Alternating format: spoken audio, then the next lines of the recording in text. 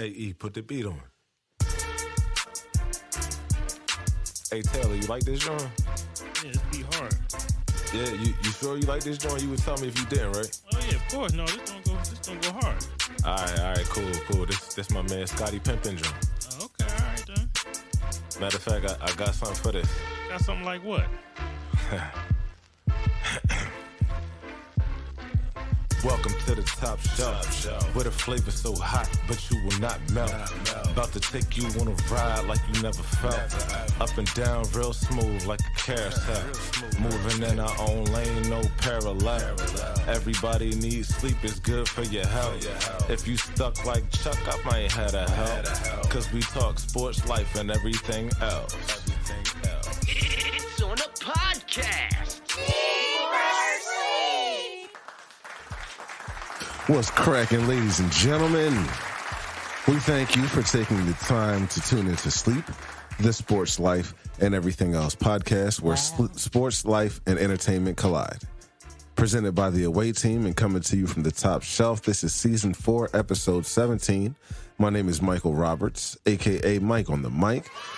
And if it ain't all good, make it that way. We've got my co-host Taylor Suber on deck. Upside, inside out. She's living la vida loca. Dun, dun, dun, dun.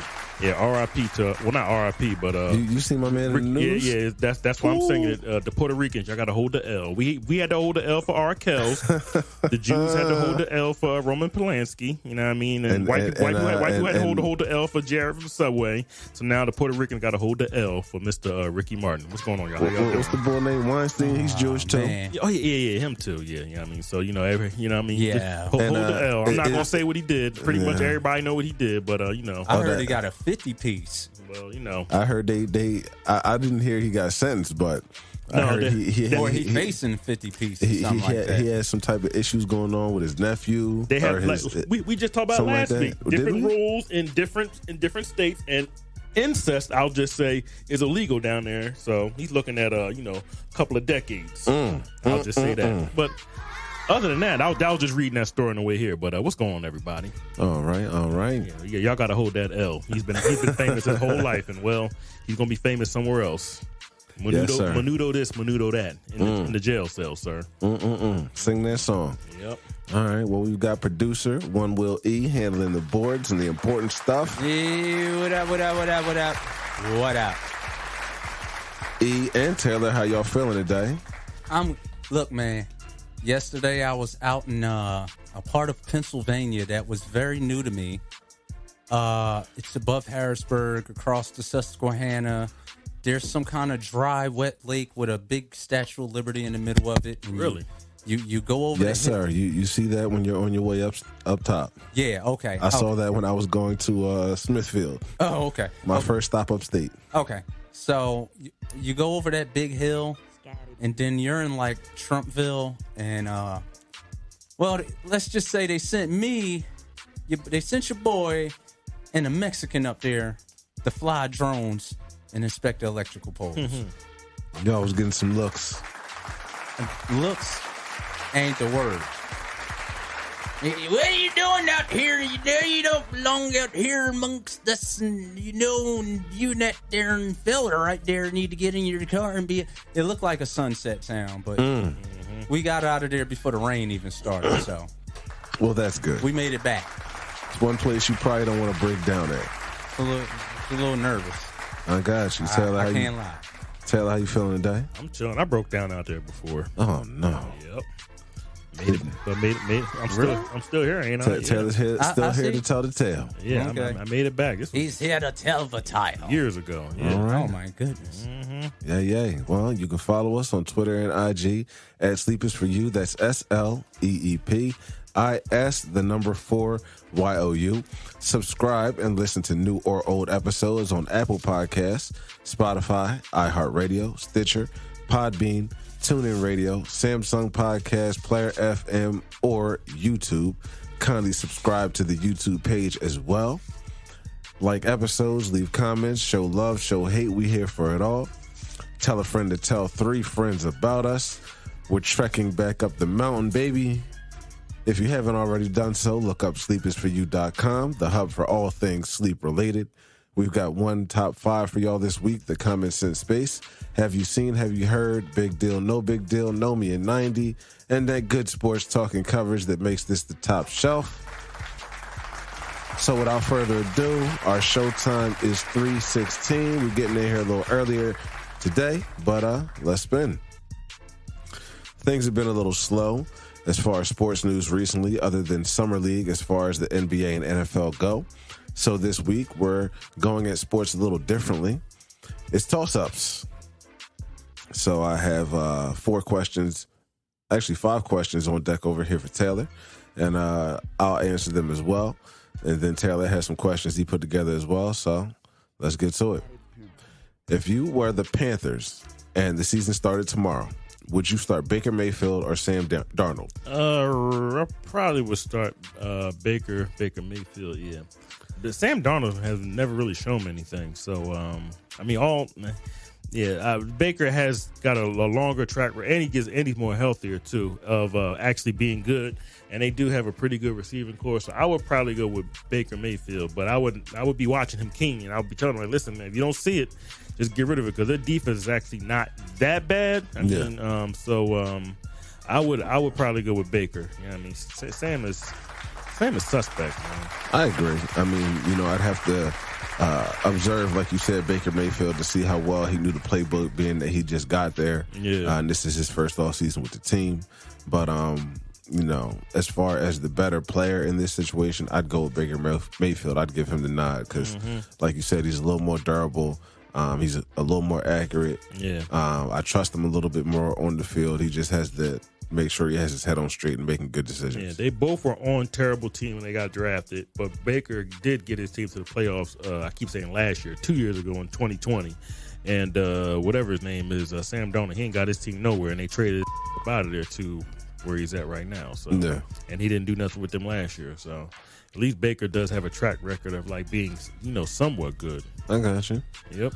Well, speaking of that slight mention of the Jets, which quarterback from a toilet team will have the better season? Justin Fields, Zach Wilson, or Trevor Lawrence? I'm going to go with Trevor Lawrence. I think he's got the higher upside than both of those guys, even though he's the first overall pick. But I think he can be a little bit better this year. Doug is down there, so Doug should be able to get him on the right track. And I don't know what's going to happen after that, but yeah. And they're getting Travis Etienne back. He missed all last year. He's a pretty special running back. They signed that big deal for Christian Kirk. And they signed another receiver too, Zay Jones, and I remember they spent a lot of money on the receiving core. And they lost Allen Robinson. Who? Allen Robinson, or was he in Chicago? No, he's in Chicago. Okay. He hasn't been down there in years. Yeah. And I think they had another receiver they drafted. I don't know, but I know their receiving core is pretty much. Oh yeah, and they still got Marvin Jones, so they got a lot of veterans down there. So as long as their offensive line can hold up, they can. I don't know if they can. Remember that division is just basically the Colts. And the Colts just changed out their quarterback again for like the third or fourth straight year. So they got Matt Ryan starting out there. The Texans are going to be tanking again. Yeah. And what's the other team? Tennessee. I think they might be taking a slip back. So Jacksonville can have a hot take on Tennessee. Yeah, they could be taking a step back. But okay. I can see Jacksonville if because one thing Doug Peterson can do, he can work with the quarterback, but sometimes I don't know, it's kind of like his way to how. I don't know where him and Carson went wrong, but I think he can help Trevor Lawrence. And plus, this is Doug Peterson with a second chance. I think he'll be more conscientious of being able to just stay in his lane and just let the young man do his thing. So I think I would go with Trevor Lawrence. I think Fields, he doesn't really. His O-line is still very suspect. His receivers are okay. So maybe there, but I forget what their new coach name is. I'm not really sure about that. And Zach Wilson, he's still got, for me, he's still got a lot to learn. So, and just going to be patient with him. And he's a little bit smaller than both of those guys too. Both of those guys are almost 6'5". Yeah, Zach Wilson's about 6'2". So he's got his more's got to be about arm talent. So, but he does have a lot of receivers. He got the kid from Ohio State, and they signed Corey Davis last year. So, and they got 2 running backs. Yeah, They got Michael Carter last year, and they drafted somebody that's buzzing this year. Yeah. And on that note, I'm gonna go with Zach Wilson. Okay, all right. I think the Jets might be able to start taking some steps in the right direction. They've added some good talent during this offseason, like you were talking about the running back. I'm hearing his name, and that he's going to be turning heads this year. And having a good running game definitely helps any quarterback. Obviously, their offensive line needs to be stout, and their defense needs to be able to get people off the field. Mm-hmm. But I think Zach Wilson is going to have the best step forward and the best season of those three guys. All right. Who has the better season with their new team? Ty Hill or Devontae Adams? Wait a minute. Say that again. I was looking at something on my phone. You said Ty Hill and who else? Devontae Adams. Ty Hill and Devontae Adams. Who has the better season with their new team? As Ty Hill has gone on to Miami and Devontae Adams is going to the Raiders. I think Devontae Adams, he's back with his college teammate. I think that'll be a little bit of an easier transition with him, even though he hasn't played with him in almost 8 years. But I think it'll be easier. And Devontae Adams can move all over the place. The only thing about it with Tyreek Hill is he likes to go deep, and I don't know if my man to attack a violence, if he has the arm strength. Can he get it down the field? I mean, I'm pretty sure he has the arm strength, but can he get it downfield and can it be accurate? That's the whole thing. Maybe you can get it down the field, but it's got to be on point for Ty Hill. So, or they're going to be doing more underneath routes. So I don't know. So I would rather go with Devontae Adams because I think he could be in the slot, he can be on the outside, X, Y don't matter. He could be in motion, and I think him and Derek Carr will, they'll work out together, and they have other receivers that they have to cover too. So they're not going to be able to double Devontae Adams with Hunter Renfrow and Darren Waller. And Darren Waller was seeing the lion's share as double teams last year, so they're not going to see. That's going to free him up, and we all know that he's one of Derek Carr's favorite targets. Yeah, I think Adams. I think Adams going to have a pretty good season, barring any injuries or anything like that. Okay. Well, I have to agree. I think Devontae Adams is definitely going to be in the better situation of the two. I don't think it's by far. I think Ty Hill is going to be able to make a good effect down there in Miami. But I read that Justin Jefferson was quoted as saying right now Devontae Adams is the best receiver in the NFL. Yep, I was just reading that. Mm-hmm. And I would agree. And when you're the best receiver, those tools, that training, that mentality, it translates. And he's going to be playing in a much better environment, climate-wise in Vegas as opposed to Green Bay. Mm-hmm. That might lean itself to a little better play from him. And like you said, he's being reunited with his college quarterback. So they have that familiarity and that rapport. So, yeah, that's what I'll go with as well. Number 4, whose situation do you like better, Devontae Smith or Jalen Waddle? I'll go with Jalen Waddle because, like I said, he is playing with his college teammate, and he got him the ball last year, caught over 100 passes. So him and Tua were really a nice combination. Now him, Tua, and Hill. That's going to be a crazy combination if Tua, can find out what both of those guys can do. But that's going to be a horror for like cornerbacks because both of those guys are like 4.240s and they're both under the age of 30. So they're both in the prime of their career. So I would be very apprehensive to go against the Miami Dolphins if Tua can even, get those guys the ball. So I'm going to say Waddle. Only thing about Devontae Smith is like I said, it's Hurts. Hurts he has to get better. He was okay last year running the ball, but he's got to be more of a guy in the pocket and stuff like that. There's a lot of balls that he left out on the field for Devontae Smith. And Devontae Smith was even, I don't say lucky, but he caught over 60 passes and over 900 yards, but he could have easily had over 1,000 yards, but Hurts missed him a couple times and stuff like that. Yeah. So I need Hurts to be a little bit more better and be able to throw that ball, into the, sometimes the coverage is going to be tight, but sometimes you just got to trust in your receiver to get it. Because anytime a ball got near Smith, he caught it. He only had a few drops early in the season, but once they got to the latter part of the season, he was catching everything near him. So I think he'll be better. And this year, he's not going to have anybody over his head either because he got AJ Brown on the other side of him, and also what's my man's name? The tight end, Dallas Goedert, the guy that you're not really behind. Yeah, not really. And Quez Watkins is supposed to be a over the top guy. You know what I mean? So I think he'll see his fair share of mostly cover 3. I don't think he'll see a whole lot of man though. So we'll see what he can do. Well, I'm going to go with the other side of the corner in this one and say Devontae Smith for a bunch of the reasons that you just mentioned. I think that Jalen Hurts is going to take a step forward.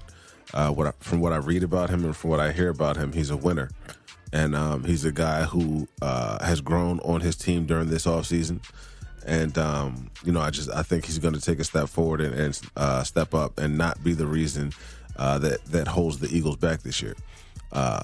Devontae Smith is going into his second season. He's had a full off season, to work out, to work on plays, to work on route running and his footwork and everything like that. Plus the addition to A.J. Brown, I feel like is going to benefit him as long as they both stay healthy, because he'll inevitably be the number one guy, and Smith will be the 2. So he'll see a little different coverages than he did last year, and it's just up to getting him the ball in the right positions. Mm-hmm. All right, for my last question, I read Markieff Morris has a desire to come to Philly, to the Sixers. Would you rather have him over P.J. Tucker? No, PJ Tucker is better than him right now. Markieff is good, but of course his brother is better. But he's younger. I think he's only 32 or 33. But PJ Tucker, even I can admit that PJ Tucker is better than him right now. And I'm not just saying Markieff Moore was a bum. He has like these spells where he'll play well and he'll disappear, and then you can't even play him anymore. So you got to put him on the bench. Yeah. And then you got to put. Yeah, he's not as consistent as, even though he looks just like his brother, he's not as consistent as his brother. Now of course this one has the ring. He got it with Lakers a couple years ago. Yeah. But PJ Tucker is a little bit more of an active player, and like I said, PJ Tucker should be good this year, but it's just the continuing after this. But like I said, if he gets hurt this year, it's going to affect him. You know what I mean? Because he'll be 30. He'll be going into 38 in May or something like that. So he's an older guy. So I would definitely go with PJ Tucker for the now. Right now, Markieff is he's a good player, but he's not what PJ Tucker is. Yeah, I got you. Well, Markieff Morris was smelling like hella no burn during last year's playoffs for the Miami Heat.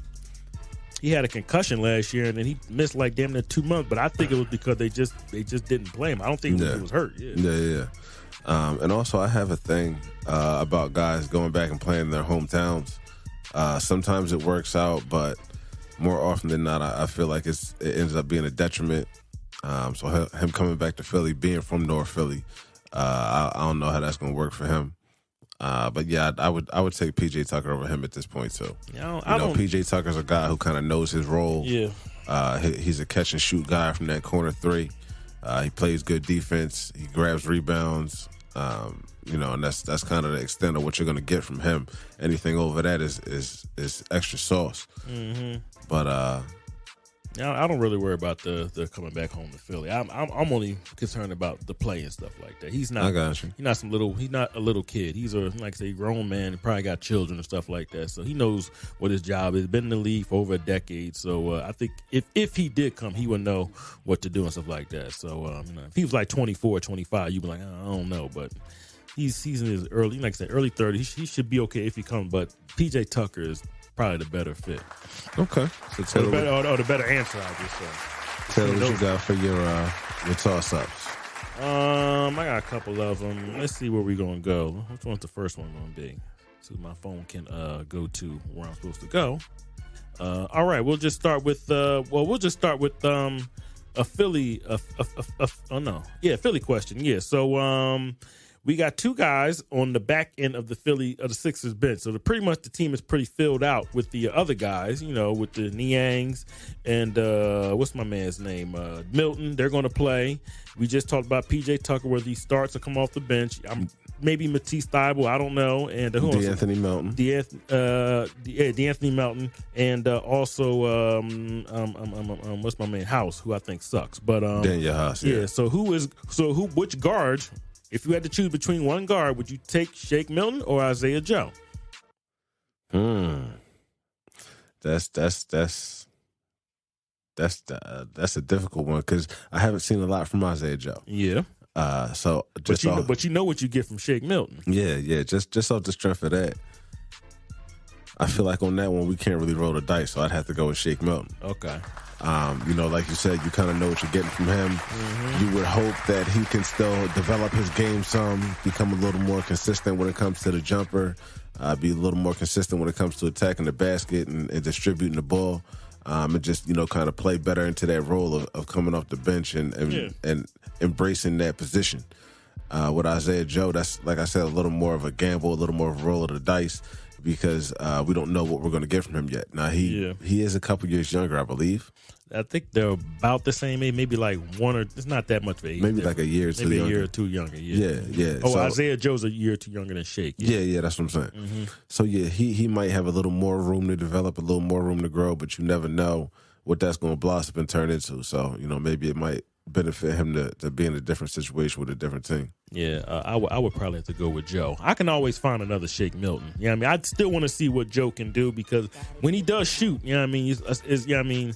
It's like, oh, okay, all right, cool. You know what I mean? So I would probably go with Joe, but like I said, I can always find a Shake Milton anywhere in the draft. I can always find me a combo 2-guard in the second round on bottom of the first. You know what I mean? Yeah. This Shake Milton's all over the NBA. And they go around and they go from team to team to team to team after, so I would probably go with Isaiah Joe because he does have a set shot that I do like. Okay.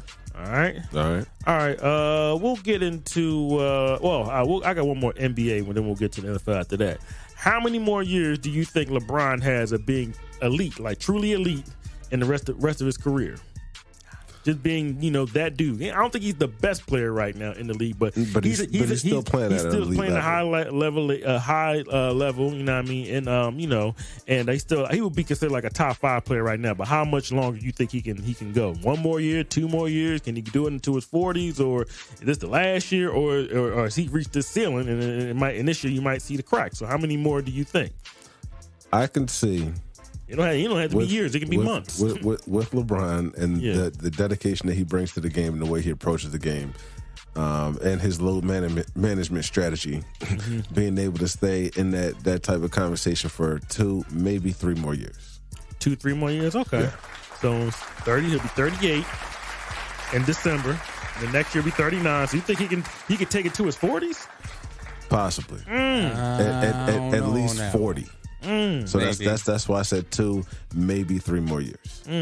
Because when you have that type of regiment, that type of dedication to your body and the physical aspect of the game, but also a good understanding of the mental aspect of the game, and the way that he's transitioned his game, like he's actually a pretty good 3-point shooter now. Okay.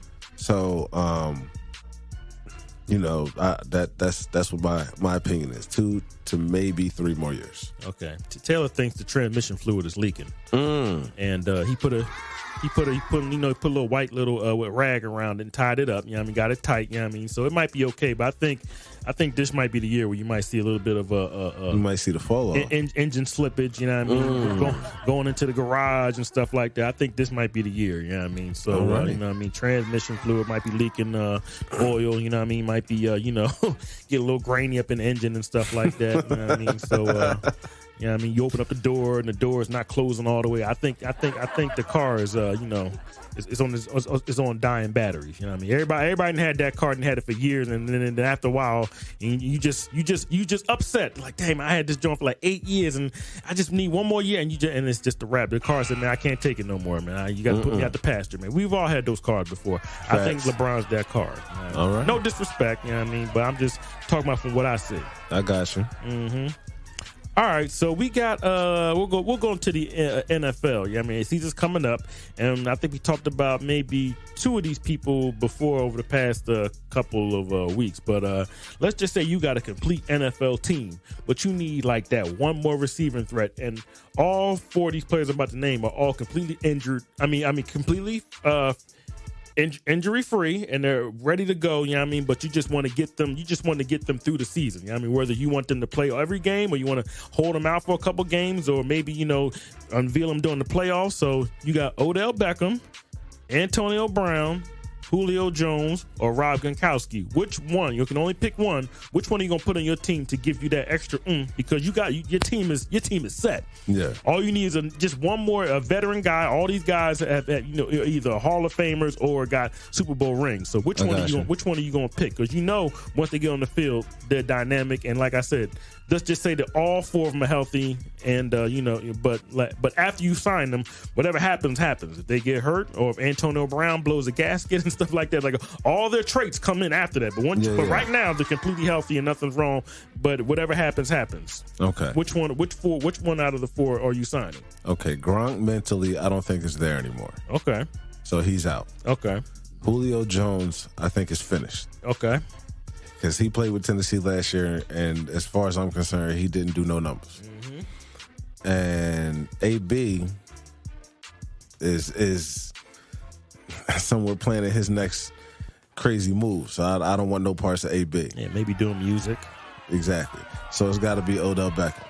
Now, with Odell Beckham, there is, like you said, a likelihood of injury. He's torn ACL twice in the last 2 seasons. However, when he is available and he is on the field, he's explosive. When he gets the ball in his hands, that yak, that he still has good speed, so he has a threat to go by a secondary. I got to go with Odell Beckham on this. You know what I think Odell Beckham is? Who's he? What's he? He's a plugged tire on a turnpike, and one good bump, and it's a wrap. That's basically what he was last year. Yeah, I'm just being honest because with these knee injuries, man, and the way that you have to push it in the NFL, it's never the same. Yeah. Like that in Super Bowls. It take more than this season. Like, you literally really have to sit out a whole entire year if you want to join that's probably why you're on the second one. Yeah. You can't rush that, bro. Yeah, because this was a non-contract. That was a non-contract. And those non-contracts, you always know what it is. If I'm not mistaken, he'll be 30 years old in October. So, but he's saying that he'll be ready in like November or something like that. So he says. So, but just like he said, he probably needs more rest. But because his career is playing football, he can't afford to take a year off. Yeah. Because then when he comes back next year, he'll be 30 going on 31. And then after that time, you'll see a bunch of receivers that are 22, 23 coming. You want to put money on them as opposed to a 30 or 31-year-old who's had multiple ACL injuries. And then hold up. Let's not forget, these guys live lifestyles that they gotta play. Mm-hmm. That's why I think he will play this year. But just like you said, he probably needs to take a year off. But he can't. NFL is way different than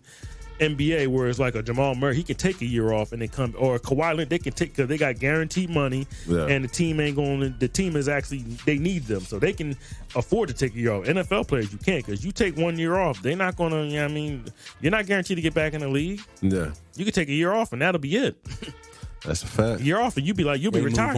Yeah, they move on. Like I said, they move on to someone else, 5, 6 years younger, and it's gonna be cheaper. And so I think out of those three, out of those four, I'm sorry, I'm probably going to have to take Gronk. But the thing is, with Gronk, I'm going to have to manage him out. So maybe I'll play him in the first couple of games, hold him out for like maybe in the middle, and then but I'm gonna need him in the playoffs and stuff like that. That's kind of what Tampa Bay did, because once he got he never was like injured. They just said, oh, he's got like a heel injury, and they sat him out for 3 or 4 weeks because they know they didn't need him, and plus they had depth at tight end. So that's probably what I would do with Gronk. I would just steady pace him throughout the season. I don't need you for 17 games. I need you for about 9 or 10, and then when the playoffs come, that's when I need you to show you know what. You know what I would probably go with Gronk. You know what I mean? Yeah. Good call. Antonio Brown he's a psychopath, and Julio Jones, like you said, Julio Jones is finished. He's the hamstring injuries are terrible. And it's almost 3-4 years of hamstring injuries. So I can't trust Julio. I know he's probably the youngest out of all. No, he's 30. I think he's 31 or 32. You know what I mean? So, but like I said, I can't trust Julio. Not right now. As they say in the streets, Julio's a mop. Yeah, man. Mm-hmm. All right, here's the. Oh no, I got another one. Who is we just talked about Devontae Adams. Who's the better receiver? 29-year-old receiver going into their year. They'll be 29 years old this year. Who would you rather have, Devontae Adams or Cooper Kupp? Okay. Both got big extensions this past year too, so they both paid. I gotta go with Cooper Kupp. Cooper Kupp is that dude, man. That route running, that catching ability, that catching radius. He's a veteran. He's been doing it for consistent seasons now. And I got love for Devontae Smith. Don't you said you said Devontae Adams. Okay. Adams, yeah. The one we just talked about for Oakland. Yeah. I got to go Cooper Kupp though. Okay. Because if Devontae Adams is number 1 in the league, Cooper Kupp is right there. Yeah. I like Devontae Adams a lot, man. I like his nose to the end zone and stuff like that. It seems like once he catches the ball, he knows how to get into the end zone. Yeah, you know I mean? And Cooper Kupp, he's cool. You could put him all over the place, but Devontae Smith and him kind of play a similar game and stuff like that. Devontae Adams play similar games as Cooper Kupp, being able to, you know, being in the slot, being on the outside. Doesn't matter where they at. They can always, you know, get open and you know and they both of them got really good hands. So I would probably go with Devontae Adams. That's probably who I would go to. No disrespect to Kupp, but I would. Okay. I like Adams just slightly a bit more. I got you. A little bit. Like I said, they both are like the same player, like about the same type of speed and everything like that. Yeah. Yeah. And my last one, you could just throw it out there. Just give me maybe 3 or 4 potential MVP candidates, other than the ones that we know. We know Patrick Mahomes. We know about even Brady and what's my man, Aaron Rodgers, who's won the last 2. But give me 3 guys that we might not know, or 3 or 4 guys that you think can be in the MVP conversation at the end of the year. In the NFL, In the NFL, yeah. Mm-hmm. So we're talking MVP. We're typically talking quarterback. Yeah. Not really talking wide receiver, because that's rare that you see that happen. Yeah. So either really quarterback, running back. Who's right there? If Josh Allen can stay consistent this year and build on his relationship with Stephon Diggs and take that offense to the next level, I think he might be able to creep into the conversation. Okay, he was in the he was in the conversation last year. Okay. Plus, he's really good. Yeah, he's throwing the ball, running the ball. He's a dual threat. Plus, he has a good head on his shoulders. He makes pretty good decisions. Yeah. So I'll put him in there. Okay. Running back. If Derrick Henry can get back to form, get back to where he was a couple of seasons ago before he got hurt, it's possible he might be able to work his way in, just because of the sheer audacity, the way he runs the ball. Like when he hits people with the stiff arms, it's an instant highlight. So the wow factor of Derrick Henry might be able to get him in there. Okay. And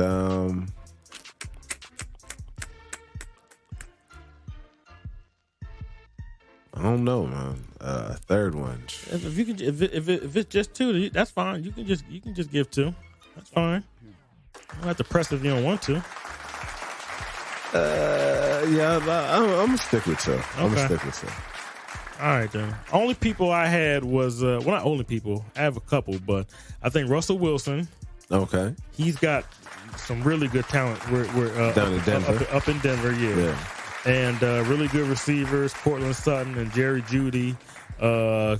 They brought back Melvin Gordon a couple weeks ago, and they already got Javonte Williams.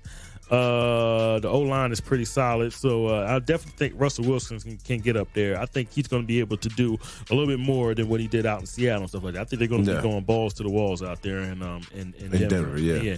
And then I'm going to go to his his counterpart in the division, Justin Herbert. I like what he did last year. I remember a couple of receivers got hurt. Not hurt, they had COVID.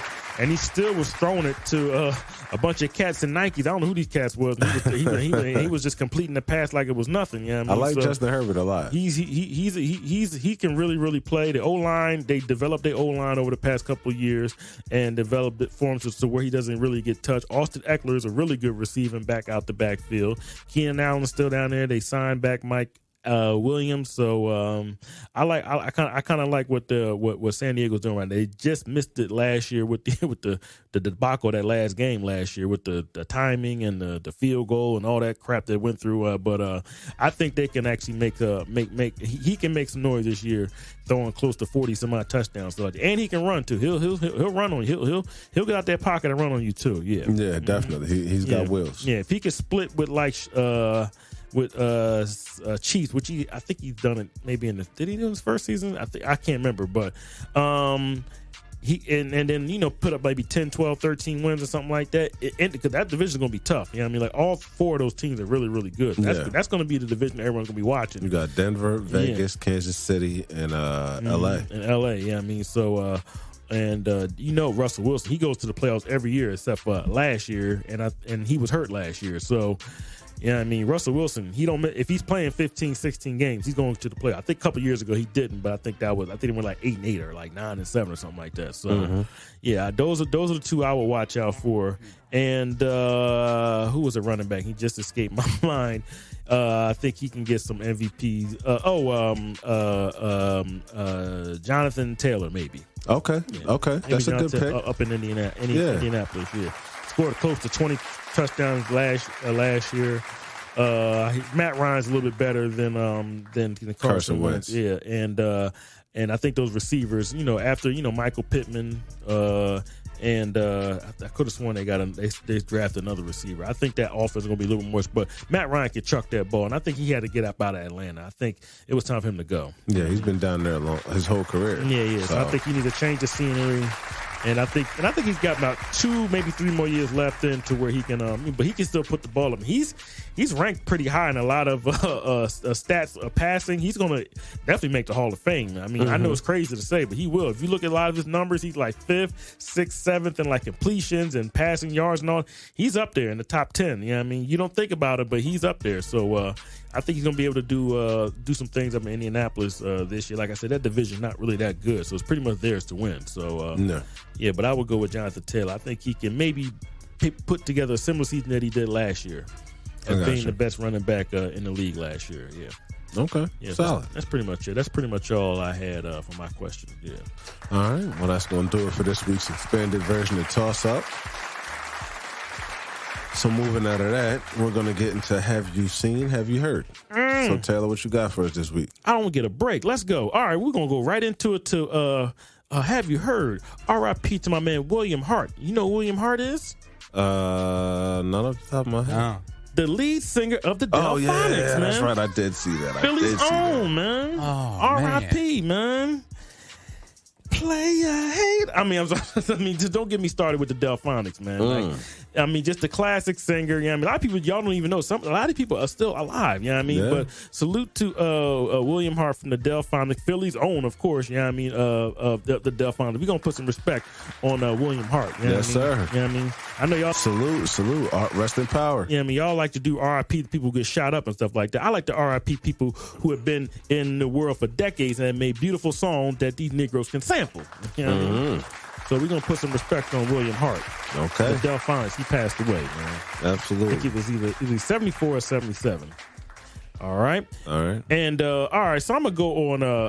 Taylor's always on YouTube, and there's certain people that I watch stuff like that. But there's a I'll just say a particular gentleman that I don't want to say let me just start it off like this. He was in the Dominican Republic making a lot of videos and stuff like that in the Dominican Republic, doing all types of hood vlogs and stuff like that. People, you heard about the people doing hood vlogs. They go into the hood and show people with guns and all that stuff. So he was in the Dominican Republic down there, and so a lot of people down there were looking at him and they were like, I don't know, something wrong with this kid, but they just kind of left him alone.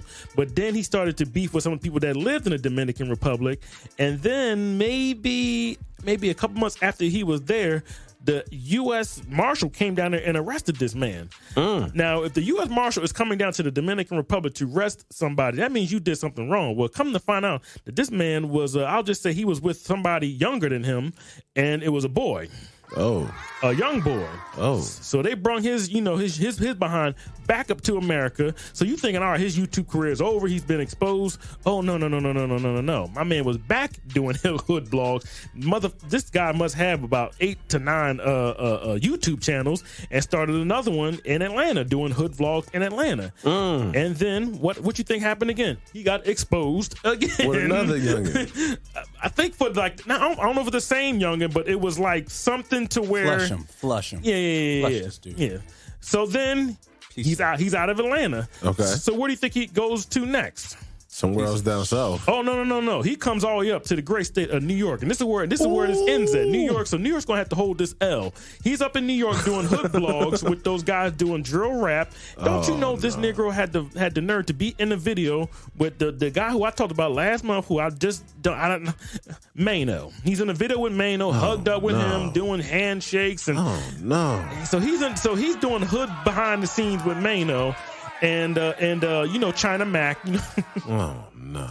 They find out who he is, and now they're embarrassed. Yo, you can't come to New York no more. I said, why are y'all just letting people just run? Just people y'all don't know.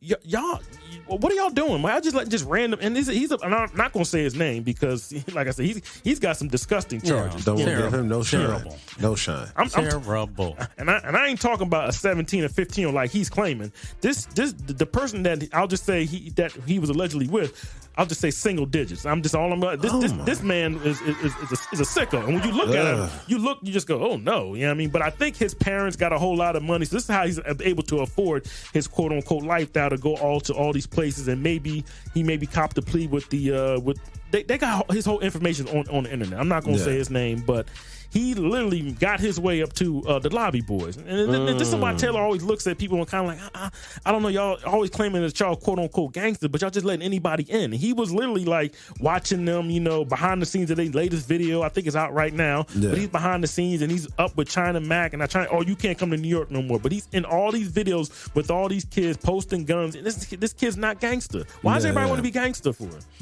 Why? Oh, man. So everybody's a tough guy, guys. So there's no more squares no more. Everybody's just tough. Everybody is going to shoot you now. Like, I don't understand what's going on right now. So I saw that, and that just made me just like it was real weird when I saw it. Just real weird how he was able to come up, into the state of New York. New York got to hold the L, man. Y'all just let him. He's all these. And the videos are still on YouTube right now. Just letting him run free. Because China Max, you gotta take my video off. No, sir, you up in the video hugged up with this guy doing soul brother handshakes and all that stuff, man. And now you got what you got. So always watch who you're around and stuff like that, man. You gotta do retail on these people. Hey, man, before you do that YouTube video, we gonna do some research. You come back tomorrow, you know what I mean? But we gonna do some research. Y'all just so thirsty to be on camera, man. That's weird. Gotta do your recon on these cats, man. Gotta know where they was before they got to you. This man has been exposed, man. Like at least 3 or 4 times, man. All kinds of stuff, man. Just a freak bull, man. Like I said, I'm not gonna say his name, you know what I mean? But it's just crazy how things like this happen, and it still happens to this day. And we have all types of social media and everything. You can do research on people in like 10 seconds, and he's up there hugged up with Mano and Jim Jones. Well, I don't think Jim Jones was in the video, but he's definitely hugged. Straight pedophile. Yeah, but he was up there with Mano and taking pictures of the shoes. Hey man, what's going on? Hey man, how you doing? Man, just all that Joe stuff. Sheesh. It's sad, man. All right. But that was it. I only had a couple, just those two that have you heard. Taylor's always on YouTube, just examining stuff with his Suburban behind. I stay in the suburbs, man. But y'all from the streets, and y'all listen. We were in the suburb. We didn't let people in the suburb, and we were in the suburb. We always did question people. Well, where you from? What you doing right here? Who do you know? Who you related to? Oh, okay, all right. Who's your friends? Who's your family? You got a bicycle? Yeah, I mean, we was always questioning people. You know what I mean? We in the suburbs, living good, eating fried chicken and all that stuff, man. Going to the park and going to the gym, playing basketball. We wasn't letting people come up in the suburbs like that. Breathing that fresh air. But you quote unquote hood, so just letting anybody just run down on you. Okay, all right then. All right. Well, getting out of that, we're gonna move into big deal, no big deal. And number one, it's been pretty big news all weekend, but Kodak Black was arrested on drug charges in Florida. And this comes after being pardoned by Trump just before getting out of office. Big deal, no big deal. That's no deal, man. He's a man. That's what he is. Not a ER. I'm sorry. Something's just wrong with him. I don't know what it is. I mean, I know he's a young man, but like, dude, you got basically taken out of jail by 45 Savage, and now you out here acting like a savage. I need you to relax. Every week he's in the news, man. I need you to chill, man.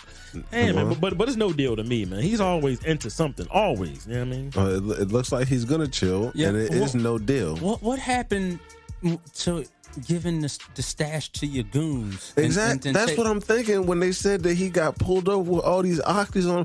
Like you're supposed to have somebody to do that for you. Why are you supposed to have your goons? I'm not trying to give up all the game, but I'm gonna take care of you. But you gonna have to hold the face. You're making millions off a record. Well, he is Haitian, so. Come on, man. You gotta move smarter. What that got to do with anything? Let's just say I just say they think with the wrong part of the brain. I'll just say that. And yes, Taylor's stereotyping. Unfortunately, I'm stereotyping. Well, you know what? He must be institutionalized because he done been in and out at least a handful of times, at least a half dozen times at this point. between long stints and shorter stints. He'd been on house arrest and got put back for having some. I think he had some guns and some drugs in the background on one of his IG live videos. It's always guns with and drugs. with the baby moving around. Yeah. So yeah, that's no deal. That's no deal. And I don't want to hear nobody out here talking about free Kodak Black, because that's dumb. Yeah, please don't say that. I think he got exposed for trying to. I think he wanted to do a feature with Lotto, and he was trying to smash. No, that was him. Yeah, and she exposed. Yeah, because everybody from the. It wasn't me. It wasn't me. He didn't. He was the only one that said it wasn't him. So. She was talking about somebody was trying to drag their nuts for a feature, and I guess Kodak's. Yeah. That's that guy. All right. Well, number 2. Ryan Garcia put the pause on Javier Fortuna last night and called out Gervonta Davis. Big deal, no big deal. Yeah, it's a big deal, man. Well, it's going to be a big deal money-wise because both of them are on different type of platform. He's on DAZN and Gervonta is on Showtime. You know what I mean? So they're going to have to some kind of way come together and try to fight somewhere on some channel, something like that. So that's going to be a big deal within the money and stuff like that too. But I think it's a big deal in boxing to these two. They should be able to well, I don't know if they say should be able to, but they are two of the better fighters at 140 pounds. I want to say that's what they are. Yeah. So it's a big deal to me. I would like to see that fight. Yeah, Ryan Garcia is on the not on the come up, but he's been a really good boxer for a while, and everybody knows about Tank Davis. So that's a big deal to me in boxing wise. To me, yeah, I would definitely like to see that. I agree. I was reading something earlier about Ryan Garcia, talking about him, Gervonta Davis, Teofimo Lopez, and it's a fourth guy whose name I'm forgetting right now, but they're putting them in a discussion as being a possible reemergence of what they used to refer to as the Four Kings, which was Roberto Duran, Marvin Hagler, Tommy Hearns, and Sugar Ray Leonard, just because of the stranglehold they had on that weight class during that period of time when they were all boxing. Yep. So they're saying that these four guys can be that modern day. So I think that's definitely a big deal for the sport. We all know what Gervonta Davis's pedigree is, and he just knocked somebody out a couple months ago. So I would love to see somebody that can get in there and they can get it in and give us a good show. Yeah, we'll see. I think, like I said, the two companies going to have to work it out, but they should be able to. Well, I keep saying should. they need to be locking it up within the next year or so. Yeah, got to be. All right. So number 3, Lloyd Banks dropped a new album Friday called "The Course of the Inevitable 2." Yeah. Big deal, no big deal. I'm gonna say no deal. I haven't listened to it all the way through, but not saying no deal like Lloyd Banks is no deal. I like Lloyd Banks, but I just haven't listened to it yet. Now, if I heard it, I'd have been like, "Yo, it's a big deal." But I haven't listened to it all the way, and have not sat down and listened to it all the way through. I've only listened to like a scattered amount of song. But if you ask me this like 4 days from now, I would say maybe it's a big deal. But since I have not listened to it yet, I'm going to say no deal. Okay, I haven't heard anything yet, but I'm pretty sure it's good. And I've always did like a Lloyd Banks flow, and I mean, he's always been a dope rapper, and I like how he's kind of doing things on his own. Yeah. Mm-hmm. Well, it just came out Friday, so it's only a couple of days old, but I have listened to the whole thing a few times. I had it on rotation yesterday and on my way to the studio today, and I'll say it's a big deal. I'll give Lloyd that.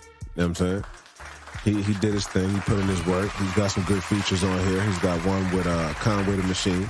He's got Benny Busher. He's got a dope joint with Jada Kiss. Yep. And I think the hardest joint on the album is a track called Dead Roses. Okay. It's later in the album.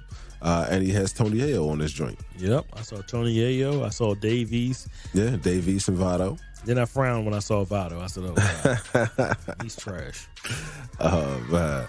But yeah, shout out to Lloyd Banks putting out a new project. And, I hope it's well received and people show you some love for that.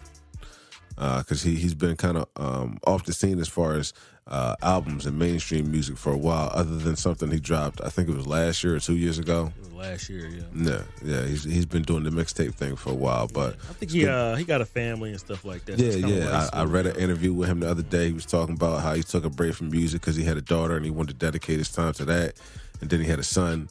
So he wanted to make sure, his imprint was on his kids and on his family, and all that was well established before he got back into the music. Because you can always get back to the music. Mm-hmm. Your fans ain't never gonna go nowhere. It's not a lot of people in the music business that got that same Lloyd Banks sound and feel at this point. All right, so getting out of big deal, no big deal. We're going to move into Know Me in 90. And this week is going to be Taylor asking me questions because last time it was the other way around. So let E get the timer up and we'll get to it. All right. And away we go. All right. Right about now. All right. So me and you grew up on boxing and wrestling. So pick one. Which one would you rather? Which one is better for you, boxing or wrestling? As a child, it was absolutely wrestling, just because wrestling was a little more entertaining to me. You had the shows and the talking and stuff like that. But nowadays, being grown, I don't watch wrestling anymore, so it's boxing. Okay, 10 times out of 10. All right. Let's just say if the Eagles go 12-5 this year, and they go to the playoff, win the division, everything. Who do you think is going to be the MVP of the team defensively? Not offensively, defensively. Who would be the quote unquote MVP or the best player on that defense? On the defense, I'm going to have to go with a new addition. Mm-hmm. And I'm going to go with that new D tackle they just got from Georgia. Jordan Davis. Jordan Davis. Yep. Okay. All right, then. I was thinking about Nakobe Dean, but I'm going to go with Jordan Davis. He's healthy. He's going to be a great addition to... He's going to be the MVP of the defense this year, the best player on defense. Yes, sir. Okay, all right, then. We're going to keep it on defense. Who is the best defensive player you ever watched? Aaron Donald or Ed Reed? I'm going to have to go with Aaron Donald. Okay. Ed Reed was absolutely a top secondary player, top safety in NFL history. He was great. He covered. He did everything, that he was asked of him. But Aaron Donald, he's a force. I got you. He's different. All right, then. I'll throw this last one at you because I went a little long in the beginning. All right, one night only. You got to go to one show. Dave Chappelle or Bernie Mac. They both on the same night. You can only go to one. Which one you going to? Oh, Lord. Man, why you going to do that? Because this is what the show entails of. Oh, my God. You got to make a decision. That's deep. Yeah. All right. You got your outfit out and everything. Now, is this Bernie Mac came back from the dead or Bernie Mac never died? I'm talking about Bernie Mac as the man that we know him. Just like this is let's just say it's 2007 or something like that. Okay. When they're both alive. I'm going Bernie Mac. I'm sorry. All right. I'm sorry. And Dave Chappelle is my capital G-U-Y guy as far as stand-up comedy goes. Okay. But Bernie Mac, he'll have you crying and in tears just all night. I got you. And I've never seen him live. I've never seen either live, but I'd have to go with Bernie Mac. All right. That'll do it for Know Me in 90 this week. So we're going to move into the common sense space. And our common sense space topic for this week is, could you date a woman as a man who makes more money than you? A lot of dudes find themselves, well, not a lot of dudes, but a good amount of dudes find themselves in positions where they have a female who makes more money than them, whether it's just a couple dollars an hour or it's a couple $1,000s a year. There's guys out here that have women that make millions and they just kind of stay behind the scenes in the cut and do what they do, play their position.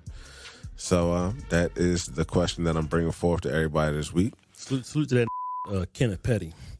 Oh, Kenneth Petty. Ooh. All right.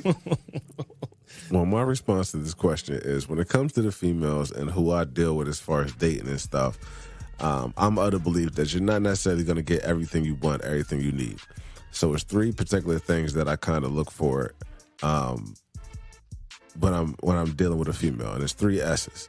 I need her to be sweet, smart, and secure. If she's some variation of those 3 things at a minimum, then we can move forward. So if this woman that I'm dealing with who makes more money than me falls into that category, then, we could definitely go. We could definitely do it. And I wouldn't have a problem with it at all, because I know that, she wouldn't be somebody that's holding things over my head, somebody that's talking down to me, somebody that's, acting reckless, just off the strength that, she makes more money than me. I would not be threatened by her making more money than me. I would salute, praise, and support her and push her to do better and better, as I would hope she would do for me. And also, I'm of the belief that where I am right now is not necessarily where I'm going to be. I can always get better. I can always improve my station in life and the amount of money that I'm making. So even if I'm dealing with a woman that's making more money than me, maybe I can catch up. So that is my opinion on that particular topic in question. Okay. And I will pass it over to Taylor so he can tell y'all what he thinks. Oh, it sounds beautiful. It sounds great. Oh yeah, it sounds great. But here's the thing: what it is with men, and I'll just say males. First of all, most of the males out here aren't men. You know what I mean? So if you're a man and you can be a man in a situation with a woman who makes more and she trusts you and stuff like that, yeah, sure. But if you're a male or just a little boy and stuff like that, and she's got more money than you, it's not going to work for you. You know what I mean? So you got to be secure in yourself, and you got to realize that she makes that money. I'm going to say 9 times she might throw it in your face. You know what I mean? Not literally, but she's going to be like, yo, I'm the breadwinner in this house. And so you're going to have to take some of them bumps and bruises to the head. You know what I mean? So all I'm saying, everybody keeps, oh yeah, I would love to do that. Yeah. All right, then it sounds good. You know what I mean? But at the end of the day, would I be able to deal with it? Yes. But the thing is with me, I can always, I've had a job since I was like 16 years old, so I'm always a hustler. So I'm always going to have my own cash and stuff like that. So a lot of these guys, if they get a girl like that, they're gonna be sitting on their not doing nothing. Gonna be running to her like, baby girl, can I get $1,000 to go shopping? And then what's gonna happen is you're gonna get ran about that house, and then she's gonna get somebody else. You know what I mean? So it sounds good. It's like when out the question, oh yeah, I of course would, but you still got to put the work in. Like you're not done, sir. You got to really if you have children, you got to be there for them kids. And then maybe she might not be there. She might be out on the town and stuff like that, or out of state stuff like that. And other men are gonna be looking at her too. Dang, man, I would definitely be the stepdad of her kids. So like I said, it takes a real man's man to be with a woman that makes a whole lot of cash. I'm telling you right there. That's the thing. It's not for every Joe Blow out here. You got to be thorough. Yeah, you got to be. I'm saying, you got to recognize that where you are is not the only place that I'm saying you're going to be for the rest of your life, making, $16, $17, $18 an hour. You can get better. You can, step up and improve your situation. Yeah. I'm telling you, it's not going to be easy. And once you're in that situation, you got to know whose role is what and stuff like that. Yeah. Like she may come home and be like, oh no, you the man. But when I'm out in these streets, I'm the main woman and stuff like that. But when she comes home, you're the man out. All right, then that's cool. But you got to maintain that. You got to keep proving yourself. So I mean, because you got to make it seem like, all right, well, this man is taking care of me. I know when I go out with him, or I know when I come home, or I know when he's always going to have my back and I'm always going to have his. So it sounds good. It sounds great and stuff like that. But every man can't do it. A lot of these men can't do it. To the table. And like you were saying, a lot of these out here ain't bringing nothing to the table. Yeah. But I'll even say maybe the man of the man, he might not be able to do. He might be like, no, I got to have my own stuff. You know what I mean? So I'll go to the other way. If a man he's like, no, I don't want to deal with a chick that make more money than me. Like I know guys like that too. Like, no, you can make your money, but I'm going to be the breadwinner. So I'll even salute to those guys too. You know what I mean? So it works both ways, but it sounds easy, but it's really not. When you're on the outside looking in, oh yeah, but when you're in that relationship, it's going to be a lot of tug and pull and stuff like that too. And that's exactly you know how most women are. And that's exactly why I added in those caveats of personality and how she has to be in her mental outside of just the fact that she's making that much money. That sounds good. I'm about to clear up Michael's delusionals and delusionals. And all of the delusionals for people. And I'm about to break it down so it could be forever broke. This is what it is, man. She can have more money than you, but it ain't about her money. Yep. If you have the ability to take care of yourself no matter what, and replace her no matter what she got, and she know that she can be replaced, you winning. But if you don't have the ability to take care of yourself and say, F you if it go bad, or she gets smart and she don't want to stay in her place, not trying to be sexist, but if she don't want to play her role as a woman, your woman, then if you don't have the ability to take care of yourself and bounce whenever you feel like it, then bro, you might be stuck in a little situation where she gonna say what she want. Yep. That's a whole fact. But she can have all the money. Yep. you can be replaced. Yep. And that's just what it is. That's how you break that down, brother. And I'm telling you the truth. I ain't gonna tell you nothing wrong, man. But as long as you can take care of yourself, and she has an idea like, even though I got all this, he prone to go get some ass. Yeah. So she want to stay on her P's and Q's. If she want to play that, I'm independent. And a lot of those, it is what it is. If that's how you feel, but I'm just telling you what it is. Mm-hmm. You better be able to take care of yourself when you step into that. Yep. Because she always gonna look at you as a little boy. You can be like, oh, she's sweet and she's this and she's, bro. I'm telling you right now what it is. And we talking about a black woman, a sister too. You better be able to step off, even if she make a couple more dollars than you. You better be able to step and replace. She can be Caucasian too. Well, I don't see how that broke up what I said. I didn't say nothing about depending on nobody. No. But I'm just telling you. I'm just saying, if you dating a woman that makes more money than you, you better be able to damn well take care of yourself. Take care of yourself. You better be in a position where you can bounce whenever you feel like it, and be hot enough to know that, the next chick is somebody out there waiting for me. Yeah. If you get out of line, you kind of got to keep her on her P's and Q's. Exactly. While she got her money in her pocket. I didn't say anything outside of that. I'll even say about if she's sweet and got the good head and all that stuff. I don't care nothing about that. Most men don't even care about women's money to be. They don't even care about that. They just it's a whole different level. Like I said, like on the outside on the face. Oh yeah. But there's levels to it, man. It's just not. It's not that easy. To just be. Oh yeah, I'm just gonna be sitting in the house waiting for her to come in. No, it's not like that. She gonna look at you like you crazy. For the gentlemen out there, just remember this: women choose who they want to bang. Yep. We choose who we want to marry. Exactly. That's just what it is. They choose who they want to, pardon my French, they choose who they want to, and we choose who we want to really be with and be married to. Mm-hmm. So men got a whole different way of looking at relationships, whereas women, they're looking at, who's going to, can this person protect me? Can I, But once they realize that you're like, maybe you might be a good guy, but they might be like, you know what, this guy, I can flee him. I can be, or I can disrespect him in front of his mama or something like that. Once they got you in that hole, then they're going to do it. That's a bad space. You know what I mean? That definitely going to do that. And they will hold that money over your head. You ain't going nowhere. Where you going without me? And that's what I said about a brother being thorough. Like, you gotta be able to, stand up for yourself if things go left and get out of pocket. Yeah. You know what I'm saying? You gotta be able to, like you said, take care of yourself. You gotta understand that you can be better than what you are right now, what you bring to the table right now. You know what I'm saying? Improving your situation so that you bring it close to, if not more than what she's bringing. Yeah. And salute to the brothers. I'll just say the pimps out here that don't let the females know too Lester much. Diamond. Yeah, don't let them too much.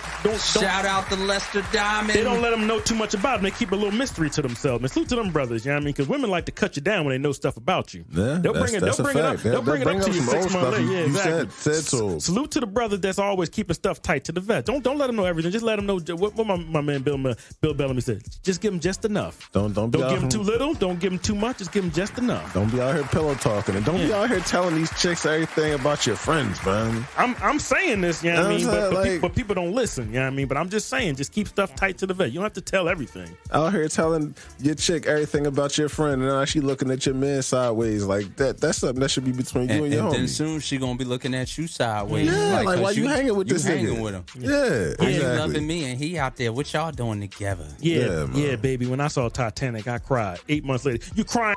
Low light bozo. He was crying at Titanic. I was being honest with you. Salute to you Negroes who do that stuff all the time. All that they'll bring it back up. I'm telling you, man.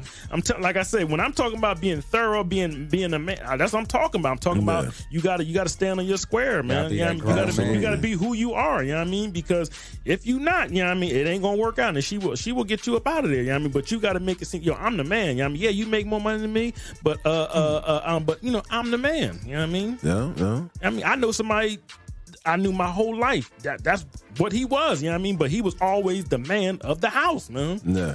So yeah, I mean, and it worked out beautifully. So I'm just saying, you know what I mean, it sounds good, you know what I mean. But oh yeah, I would do it. But you know what I mean, a lot of people, I don't think a lot of people are built for that. They're just not. Bad. So man, that's all. You know. Well, yesterday marked the 55th birthday of actor, comedian, writer, and producer Will Ferrell. So today we salute him, and in honor of another year around the sun. For fam, we bring you our top 5 Will Ferrell movies. Yeah. All right, so at number 5 on my list, he was only in the movie for a short period of time, but he was mentioned a few times, and that's Wedding Crashers. Oh yeah, you brought it up before, yeah. Chaz Reinhold. Roger! The man who invented the crashing rules and passed. Well, I don't know if he invented them, but he passed them down to Vince Vaughn's character. Yeah, and we actually saw him at the end of the movie. He was living at his mom's crib in the basement. Meatloaf, Mom, Meatloaf, I need it now. My man had graduated from crashing weddings to crashing funerals. So disrespectful. Wow. Mm-hmm. But yeah, his character was hilarious, man. And, Chaz. And when you saw it was him, it was just even funnier. So number 4 is Daddy's Home, and a movie he played started along with Mark Wahlberg. His name is Brad Whitaker, and he pretty much played the square who stepped into his female's life after she had went through problems with Mark Wahlberg's character, who was like the bad boy. She had a son and a daughter with Mark Wahlberg, so Will Ferrell was stepping in to be the stepdad. And during that movie, he was meeting Mark Wahlberg for the first time. So that joke was kind of funny. It had some funny moments. So number 3, Marky Mark, is Starsky and Hutch. Another movie where he played a slightly smaller character. He wasn't, the lead. But he played Big Earl in jail, and he was locked up, and he had a thing for dragons. And he was just on some reckless stuff. That was funny when they went into his cell. He was on the phone. He was painting a picture of was it Owen Wilson's face or something like that? It was Owen. Yeah, people didn't even peep that. He was painting Owen Wilson and on a dragon, and he was painting what's his name? Was Ben Stiller. Yeah, he's painting them both. Yeah. He was really like at the thing he was into like Owen Wilson, but then some kind of way he got. Yeah, but you can get into it too. Like that was. All right, so number 2 on the list, I got to go to one that he's absolutely known for, Old School. Yeah. He played Frank Ricard, a.k.a. Frank the Tank. Frank the Tank. A dude who was at a point in his life where he was trying to pretty much grow up, but he was having trouble letting go of things he was doing when he was younger.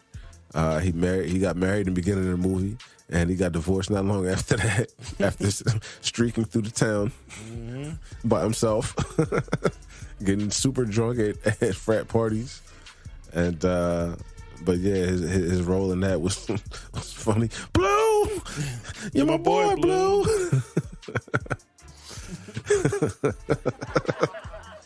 Lord have mercy.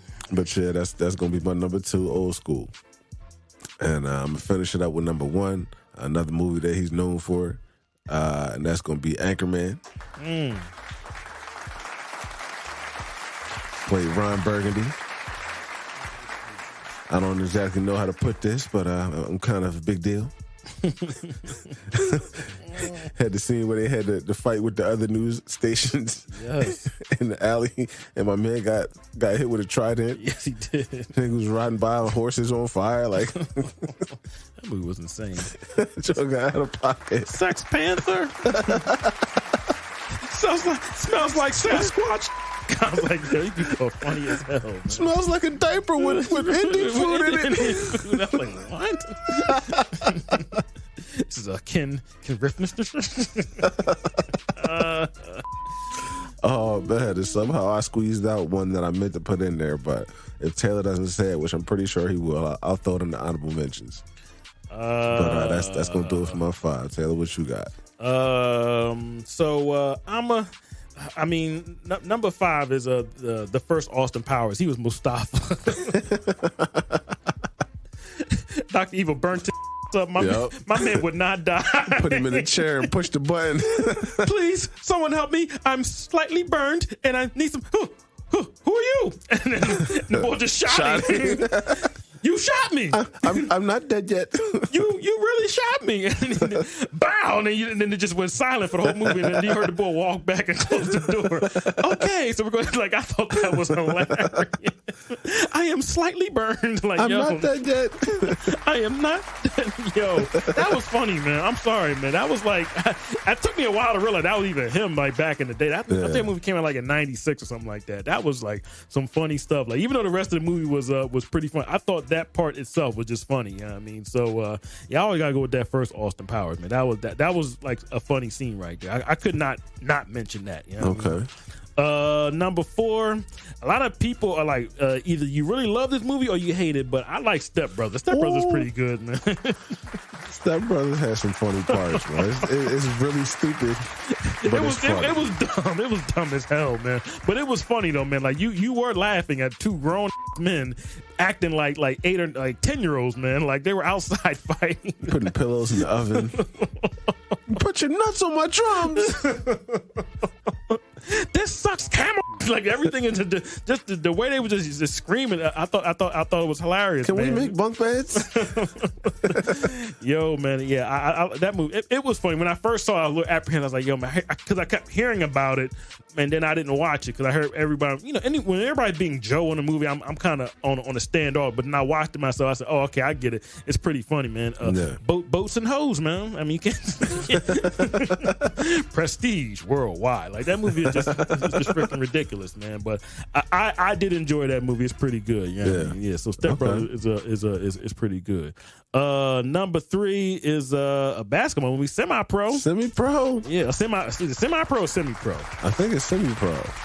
Semi-pro, whatever, you know what I mean? Whatever, same thing. I like the cameos in the movie Jackie and stuff. Moon. Yeah, Jackie Moon. I like how he was in the cage with the bear and Kristen Wiig. She got the bear. How long you been doing this? About a day or so. He's like, you've only been here for like a day training the bear? Like, yeah, and the bear just gets out. Quiet.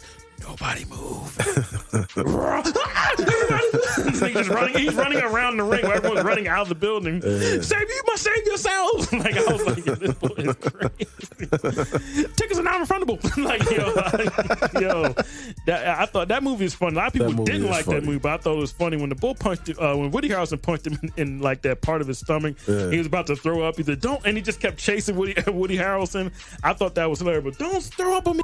Damn, like I thought it was that movie was funny, man. That movie was funny as hell, man. Yeah, Monix and Andre 3000 was in that. Yeah, Andre 3000, who said he had never played basketball in his life, even as a kid. So he had to they had to teach him how to play basketball in that movie. You know what I mean? But I like that movie, man. The makeup in the eyes and all that stuff. Look at my eyes. Don't move. No, like the movie was crazy, man. Father Pat. And then him and Tim Meadows during the poker game. You know, that was hilarious, man. You jive turkey. What you just call me? You just called me a jive turkey? Like, yo, I was like, yo, it made no sense, but I knew what they were doing. I thought that was funny, man. Yeah, so Tim Meadows. Yeah, Tim Meadows, and then of course the other word that he called him, I'm not gonna say that, but he called him the sea sucker. And then no, I didn't call you a jive turkey. I called you a sea sucker. Oh, okay, all right. And then he shot him. You know what I mean? The movie's funny. Yeah. Number 2 is Old School for me. Old School's a good movie, man. Frank the Tank. We can't lose it. We gotta keep our composure. My man got burnt up by the fire. You gonna take one? Nah. I can't tonight. I got things to do tomorrow. You know, I got a day playing Home Depot. So you're not gonna do it? I'll do one. He gonna do one. Yo, man, he said, I thought we can go home, put the Cisco CD on, and she's like, nah, Frank, it's over. Like, it's a wrap. Like, we're not married no Frank, more. I want a divorce. That movie is crazy, man. Like, I thought it was hilarious, man. Like, the whole movie, he just didn't get it. Like, yo, we can't do this anymore. Like, no. But back on stage with Snoop Dogg Snoop and Pimp Dom Ratchet Wine. Yo, man, come on, you can bring your hat. Like, you know what I mean? Like, he was funny as hell in that movie, man. I thought Old School was that's a class. I remember when I first saw that movie, I didn't even know what it was. You know what I mean? But I watched, I said, oh, this joint is crazy. Him and Vince Vaughn and Luke Wilson. Luke Wilson was funny as hell. You know what I mean? And number one for me is actually I'm a Talladega Nights guy. You know I thought you were gonna say it. Yeah. That's the one that somehow got squeezed off my list. Yeah, man. The Ballad of Ricky Bobby. Yeah, the book Ricky Bobby. That was a good. Ooh. I'm laughing right now because all that ragged, nasty food. Well, not nasty, but all that like commercial food they on the had dinner KFC, table. Taco Bell, Pizza Hut. They had all this fast food. McDonald's. The old man. You guys are terrible kids. You have nothing but made a hot door. That's it. That is it. That is it. I was like, yo, Chip, I'm all hopped up on Pepsi right now. I'll come at you like a spider monkey. I was like, yo, this movie is crazy, man.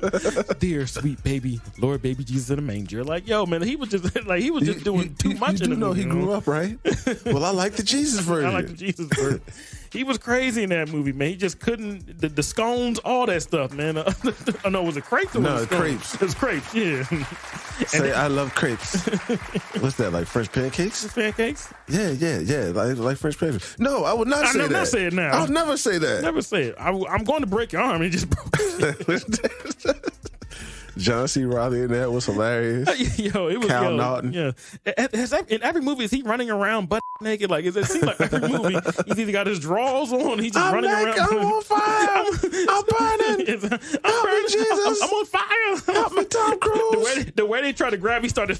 I'm on fire. Like, help me, Oprah. Yo, man, that movie's classic, man. That movie is so funny, man. Him and Michael Clark dunking that back and forth in the hospital and stuff like that when he stabbed himself in the leg. Man. How Kyle just moved into his house and I'm paralyzed from the waist down. Like that. You want to see what I'm dealing with? You want to stabbed himself.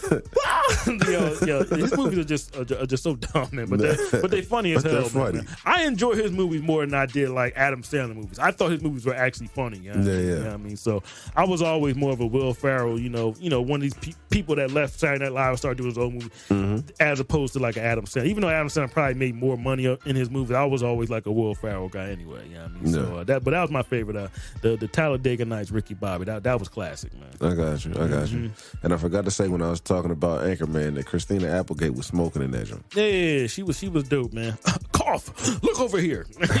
Trying to get her attention. The bull brick, man. Yeah, she was dope in both of them, 1 and 2. Yeah. All right. Well, that's gonna be it for top 5 this week. And getting out of that, we're gonna finish up this week's episode with Mike's Minutes. And I just want to come to you to talk to you today about what I feel like is a very important aspect of being a person, whether you're a man or a woman. But is just believing in yourself, having confidence in yourself, and just trying to walk in that. You know what I'm saying? There's a lot of people out here that fake it. They got fake confidence. You know what I'm saying? And you know, it's a little suspect, but they do show it. So that's the important part. The important part is to believe in yourself, to have confidence in yourself. I was talking to my brother-in-law about something related to that yesterday, actually, because he was talking about how he's trying to get into a new situation work-wise. He doesn't really like where he's at, and he's trying to get something new. And I was like, listen, I commend you for stepping out like that and for doing that, because there's a lot of people out here who sit and stew in the same job for 15, 20, 25 years and hate the job and hate going every day and hate every aspect of it, but be so terrified of going out and try to find something new. So at the end of the day, sometimes that's what you got to do, no matter what the situation is, whether it's a dead-end job, a relationship that's going nowhere, a friendship that's pulling you down, whatever the situation is, you got to have the confidence and belief in yourself that you can have better than that you can get more than that, and that you can, reach a new level. So that's my little comments for y'all this week. I hope that y'all take away something beneficial from that and that is helpful to you during this next week, because we all know how that Monday through Friday grind can get. But, I wish everybody a good week. I hope everything goes well for y'all. I'm sending out all good vibes and energy to all of our listeners. We love and appreciate all the support y'all giving us. That'll do it for Season 4, Episode 17. We'll be back with y'all next week. Don't forget to follow us on Twitter and IG at Sleep Is For You. If you haven't done so, check out the website, sleepisforyou.com. All of our episodes, new and old, are on Apple Podcasts, Spotify, Iheartradio, Tunein Radio, Stitcher, Podbean, Samsung Podcasts, Player FM, and a little later in the week, we should be getting this up on YouTube. Tell a friend to tell 2, 3, 4, 5 friends about us. Spread the word like wildfire, because we're trying to take things back to where we were before. But tell anything else you want to say? Stay cool this week. It's going to be hot as hell. It's going to be like 99 degrees a couple of these days. So, like I said, just stay cool. You know what I mean? Be careful out here. Check on the, the elderly. Make sure your AC is working in the car and all that stuff. Make sure you're drinking some water. Stay hydrated. It, man. Yeah, stay hydrated, man. It's going to be hot as hell. You know what I mean? E? Y'all be safe out there. I just read somebody got killed on Kelly Drive, and oh yeah, and this morning, and me and B literally was just riding on MLK this morning. Sheesh. So be safe out there. They starting to come everywhere. It used to be you can be down in a museum or downtown or some tourist places and pretty much be, nothing was going to happen, but it's like it's spreading out everywhere. So just be safe out there. WYB. Watch your body. Watch your back. Keep your head on the swivel, as we used to say in the Navy.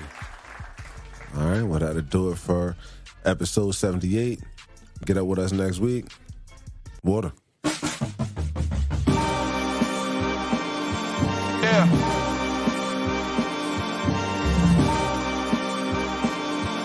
We back.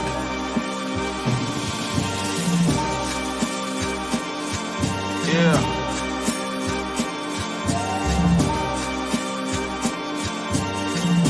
The GP will see you now. Look, free to return to that emo rap. Ain't no kilo stash. Augusta's son had to reload that. Daddy gone, but his legacy strong. How do you figure?